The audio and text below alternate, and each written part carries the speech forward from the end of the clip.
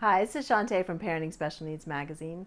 In today's live show, we will be sharing some tips from Julie Jones about staying safe while out and about during COVID-19.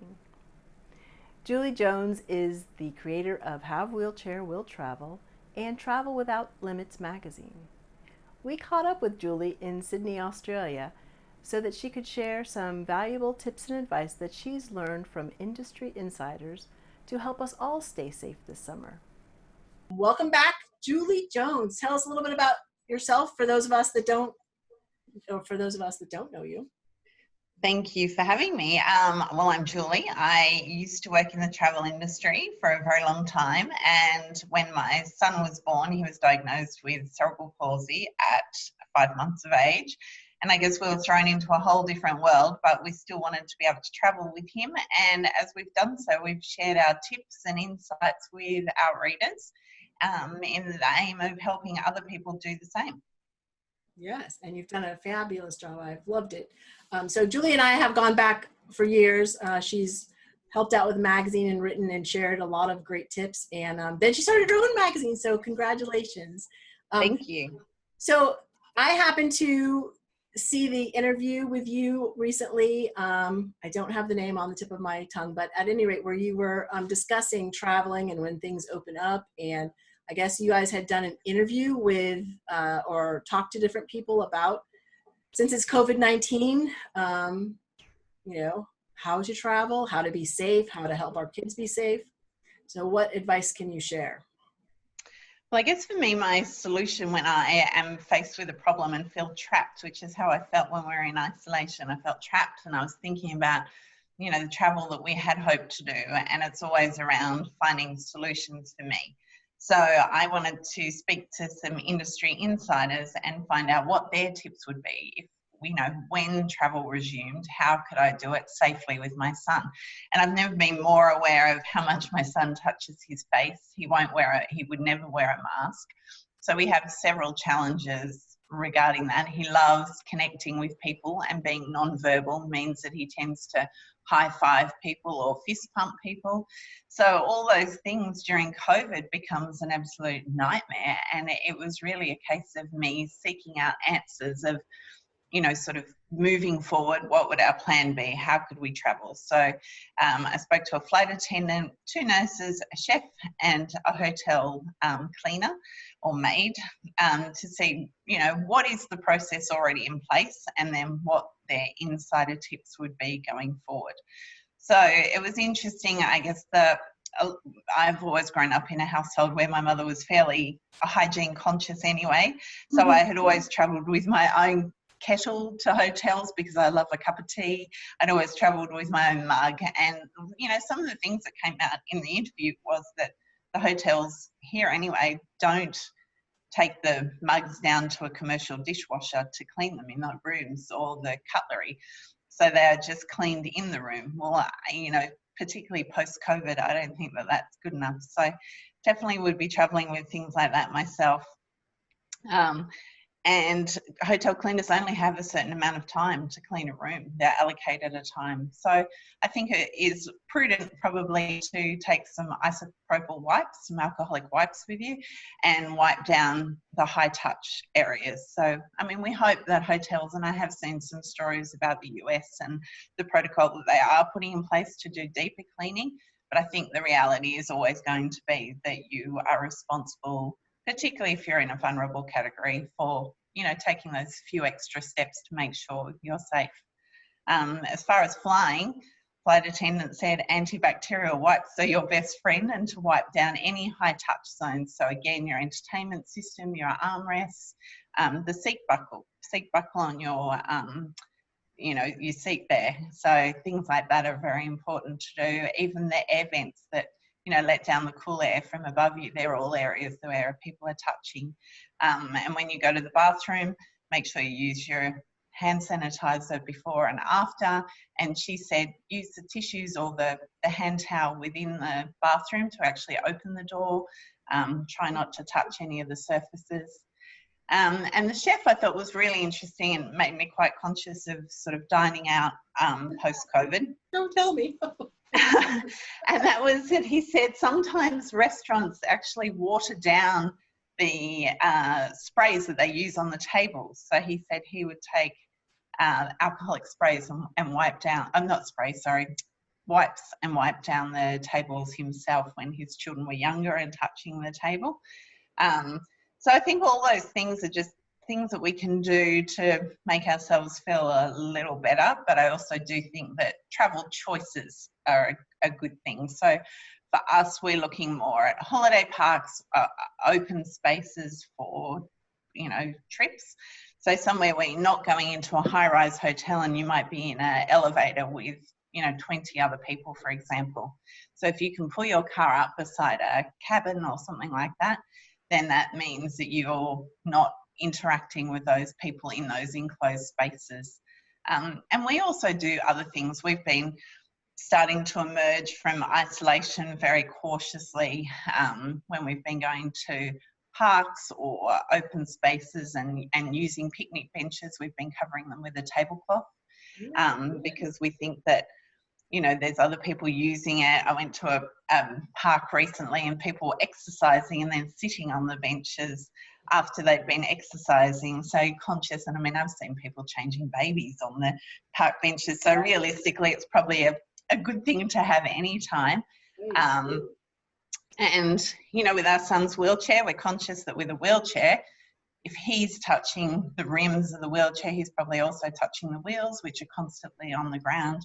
So just washing it down with hot soapy water is a really good thing to do. And all the ones. Wheel himself? Is he able to wheel himself? Yes. So he is touching it all the time. So during COVID, we've been encouraging him not to wheel himself. We've been pushing him instead because we felt that, unless we can sort of, I guess, get his hand before he then touches his face afterwards, you just feel so hyper vigilant. That's the thing. And we have to be able to emerge again and have some confidence, because I think he feels like a caged lion. Everything that he has known has been pulled away from him. He was in a day program 5 days a week. He's 24, so he's left school and he's, spending time at a program where he really likes it, but he's also with other service users who are unable to cover their mouth if they cough or, sneeze. So we've removed him from that program at the moment and just, giving him one-on-one support with somebody that we trust greatly, just a couple of days a week, because we know that she will be as hypervigilant as we are. And just not going to enclosed spaces. We haven't been to aquariums or museums or things like that, just to keep him in the outdoors at the moment. I didn't have this on my questions, but it just popped in, and I want to ask you because now, have you noticed more social or emotional things with your son because of this isolation? And the reason I'm asking that is because before I interviewed with you, I was having lunch, having dinner with my daughter, and she's like, she was telling me that she thought she needed to go to a counselor. And I'm like, okay, I don't know where she got this from. But she's like, I need to talk about my feelings. And this is brand new. I have never heard this before. But she's like, because I miss my friends and I miss, and she had very valid points. But so it just made me think like, wow, if she's thinking about these things, and I would not necessarily think she would think about these things. Yes. But you never know what they're thinking. So you have to, Yeah, he has definitely missed it, and we've done our best. We've done FaceTime with support workers that he would normally work with. He's had letters, he's had videos sent to him. He's had lots of different things. We've done, when we're in hard sort of isolation, we had to become quite inventive. So we drove to a friend's house and we couldn't have any contact. But the kids did a car wash. So my son was in the car and they were washing the car. We wrote with that liquid chalk over the windows. We communicated that way. And he thought it was hilarious because with the glass between us, they could get as close as they wanted to and they were making funny faces and whatever. And although it wasn't the same connection that you would normally have, it was a connection. And he loved it. We've had people do drive-bys. We've had people, drop off balloons. We've had all sorts of things. And that has really made a difference. And I would say to parents, let family and friends know how isolated your loved one is feeling, because hopefully they'll reach out in, different ways and really try and help them through that isolation period, because it's not just about, my son feeling isolated. I felt for him, and obviously my whole life had changed because he would normally be out of the home 5 days a week. On a weekend, he'd be out with a support worker. But every time we had that kind of contact or somebody did some act of kindness, it really lifted the whole family's spirits. And we had so many unique things happening during isolation that it really did make a difference. So I definitely say, let family and friends know it's okay to do that, because it is a really difficult time. Yes. Now back to traveling too. You have not been on a plane, have you? Have you been on a plane? Or you guys have been in total lockdown, and then have you just opened up in Australia? So everything's starting to open up now, state by state. Another state has had an outbreak and they've been locked down again. So they've got another 6 weeks of lockdown. And it seems to be the new norm, but I think road tripping is going to be the way that people choose to travel, because you've got so much more control over your environment. You can go to more remote country towns where perhaps they're less likely to have been affected because they don't have the crowds, they don't have the population in those areas. So we've just come back from a seaside holiday, which was absolutely lovely, even though it's winter. To get t-shirts on and just be able to walk along the beach with my son's beach wheelchair. And again, having your own equipment, having control over all those things really does make a difference to your confidence, I think. But, it was our first time eating out as a family, and in Australia they're doing a lot around contact tracing. So if somebody does get COVID and they've been in a restaurant, everyone has to register when they arrive at the restaurant with your phone number of people in your party. So then if they trace back somebody having COVID there, they can then contact everyone to have the testing done. So I started traveling around with my own pen, because that's another thing, you're obviously touching a pen to write down your name.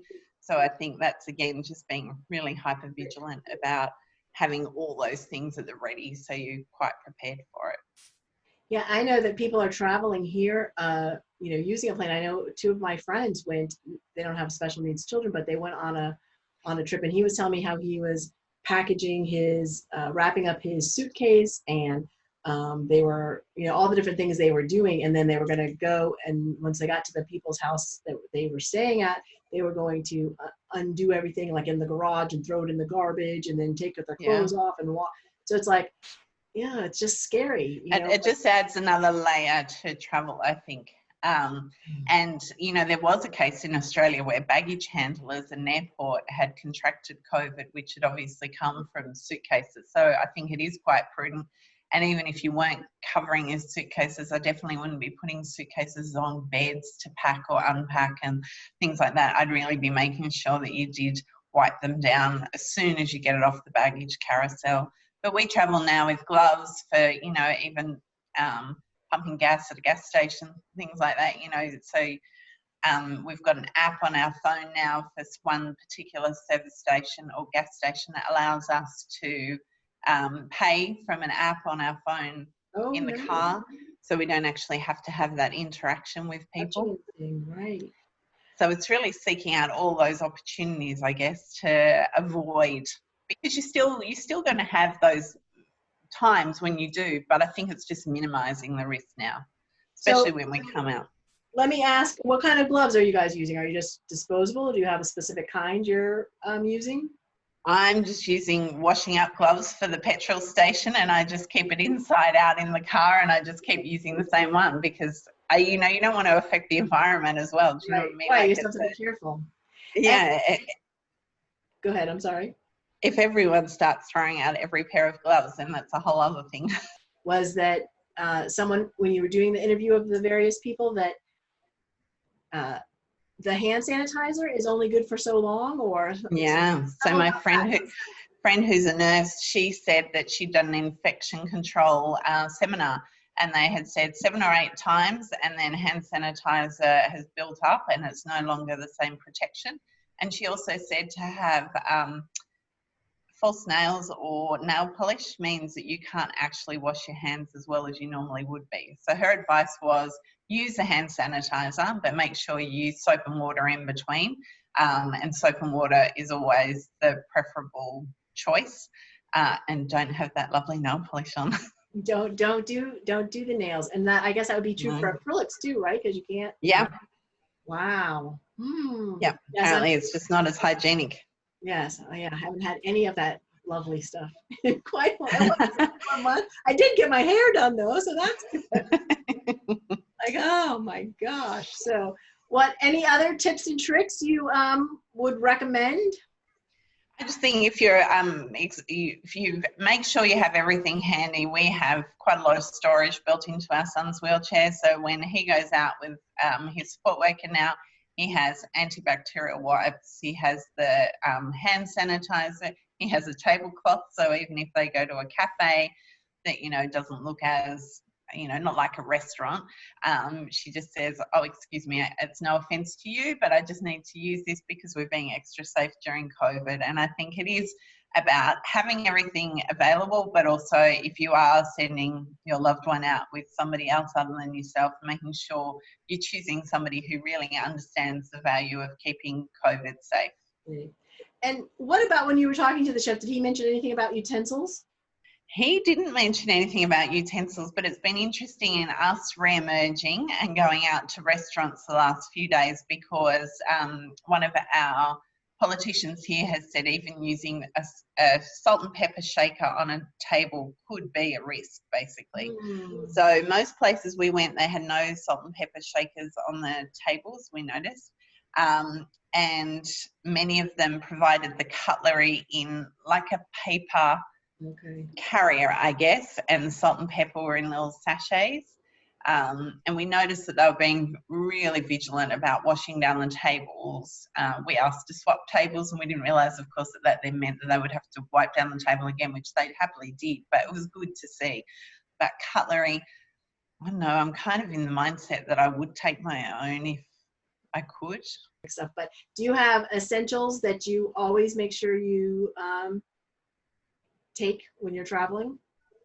When we're traveling, I overheard someone else talking about accessible travel, and she said there's not much you cannot do with a zip tie and duct tape. That's her two essentials. And I thought, wow, I wonder what Julie's essentials are. So yeah, well, ours is even odder. I think we take a dish brush, something that you would use cleaning things in your kitchen sink because it cleans off the wheels of the wheelchair, just generally sand, dirt, all those sorts of things. We also always take some non-slip mat. So normally when we're doing an experience, my son can sit, but some surfaces are quite slippery. So when we've done, for example, quad biking, we put the non-slip mat under him so things didn't slip, but you can also use a non-slip mat under plates in a restaurant to make sure that they don't move around for somebody who has less, hand function or hand control. So we always have that rolled up in the bag. We always have extra garbage bags. We have some matting, a piece of like a yoga mat, basically, that we put for transfers. So when my son transfers out of his wheelchair, say in summer when you don't necessarily have shoes on all the time, but you arrive somewhere and it's quite pebbly, we have just a strip of yoga mat that we put beside the car that he can then transfer. But that same yoga mat can be used in a bathroom to make it less slippery. So they're the sorts of things that we take with us. And we also take, I don't know what you would call them. Do you call them parfait spoons? Like a teaspoon, but with a very long handle? Yes. Like a teaspoon. So we need to feed our son, and it's quite, when you're feeding somebody in a restaurant and you're trying to be subtle, it's much easier with a long handled spoon than a sort of normal length spoon because there's quite a distance to cover. So we travel with those. So they're our oddball items. That's lovely. I love that idea because it's easier and it's not as, when you have to be right on top of someone. Yeah, I love that. Great idea. Right. So you have been traveling, taking road trips, anything that I didn't ask you that you want to share about? No, I think just, as I said, wipe down things, be conscious. Even when we were traveling, I'd say to my husband, we did an art class somewhere, and I said, "Oh, we forgot to wipe my son's hands after he touched the roller," and it was only one other person that had used it. But it's just that really switching on that brain when you emerge, I think, to be really cautious. And yeah, So tell it's us just a whole, I think, do you know what I liken it to? I liken it to after 9/11, when security changed, and when we first started with the security, it seemed unbelievable, and we were all shocked by it. And I mean, I'm still, when I come to the US, I'm still shocked by the level of security, say, at the Empire State Building or somewhere like that. But that's what I liken it to. It's just getting used to a new normal, and that's what we all need to do. And I overheard a teacher also, or an educator say as well, that it's kind of, we have to think of even the school and learning as a shifting, or, you know, a repurposing, like kind of like when accountants used to do everything by hand and nowadays they have Excel. It's kind of just, we have to learn to use the tools. And I thought that was a kind of interesting way of, you know, thinking about it. I mean, that with online learning and that kind of stuff, that all of this is like a new shift that we have to learn. And not that we have to wear masks. I don't want to, you don't have to, thank goodness, but here it's a pain. So, but obviously we're safe. So do what we have. And I also think it's looking for new things. Like, what I guess the beauty of isolation for us was that I needed to take my son out every single day despite isolation. Here, there was no way I could keep him at home for a full day. Right. And so we found things like car ferries, which were free, they were contactless, and he absolutely loved it. It was quite different. So we ended up finding all these new things to do. Right. You know, taking a remote control car to a park, taking a soccer ball to a park. You know, normally we would have just gone for a walk, but it was really finding a way to lengthen the time we could stay there.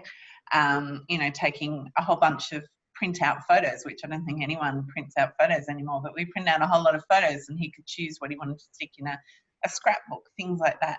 It was really getting back to basics. And finding, you know, driving through Krispy Kreme donuts became a real thrill because we hadn't been able to do anything, but it was something that, you know, he hadn't done and he really enjoyed. So I think it's finding joy, finding things that, you know, the person that you're caring for will enjoy and will give you a lift, because I think we've really got to remember how much the parents, carers are going through at the moment. And I think in the US particularly, you've gone from lockdown to long summer vacation.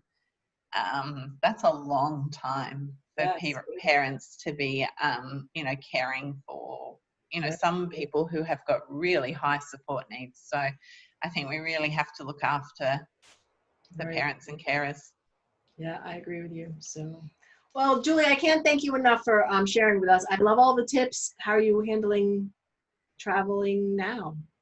Yeah, well, now we're focusing on domestic content, I guess. So the last issue had San Francisco on the front cover back in March, and things have obviously shifted. But we still know, I mean, we all know that travel will come back at some point, and we all need to aspire to future travel. So we'll still have, you know, fabulous stories about people traveling overseas, but at the moment, we will definitely be focusing a little bit more on Australia. And, you know, Australia is going to be a great place for everyone to come and visit after, you know, the borders open, because we've, you know, really done a good job here. I think had something, I mean, it's very tragic still, but I think we've had under 120 deaths from COVID in Australia. Wow. Under. Wow. I think it's about 115 or something like that. So, you know. Wow. That's fantastic. Yeah, they definitely did some things right. So yeah, so keep that safety going. And I think just getting back to nature and simple things are nice, just to visit our own countries and see the beauty that we have, because a lot of times we didn't even go for walks prior. I mean, we went for little walks, but nothing like we've all been doing now and getting out in nature. So that's right. And I mean, the good thing about going out into nature is you can socially distance. And I actually think that's probably the key to keeping safe, is just socially distancing. But I think we have to just remember we've just got to alter the way we do it.